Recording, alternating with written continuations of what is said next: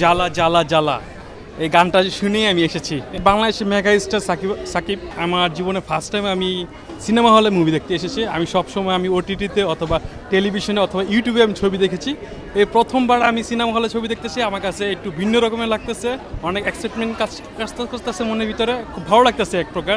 প্রথম সিনেমা হিসেবে শাকিব খানের প্রিন্স দেখছেন, আসলে এটা কতটুকু এক্সাইটেড? এটা আসলে বাংলাদেশের মেগা স্টার সাকিবের ছবি তো অবশ্যই ভালো লাগবে। আবার প্রথম ছবি আমি ভাবিনি যে আমি টিকিট পাবো।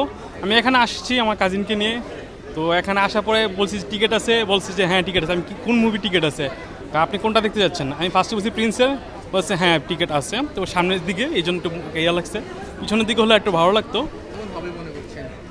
টেইলর প্রথম যখন বের হয়েছে তখন বিভিন্ন মানুষ বিভিন্ন কথা বলেছে যে টেইলর ভালো হয়নি, ভিএফএক্স খারাপ।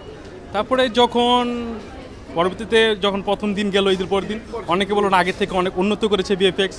তো আশা করি ভালো হবে, জীবনের প্রথম একটা মুভি দেখব যে মনের মতন হবে, আশাবাদী আমি। জ্বালা জ্বালা জ্বালা এই গানটা শুনেই আমি এসেছি। আমি লাইন জানি না, বাট আমি পুরো গানটা মুখস্থ হয়নি, বাট ওই জ্বালা জ্বালা যে রুনালানের যে কণ্ঠ ভয়েসটা প্রীতম হাসানের সাথে, ও মাই গড, পুরো জ্বালা জ্বালা দিয়ে দিয়েছে মনের ভিতরে।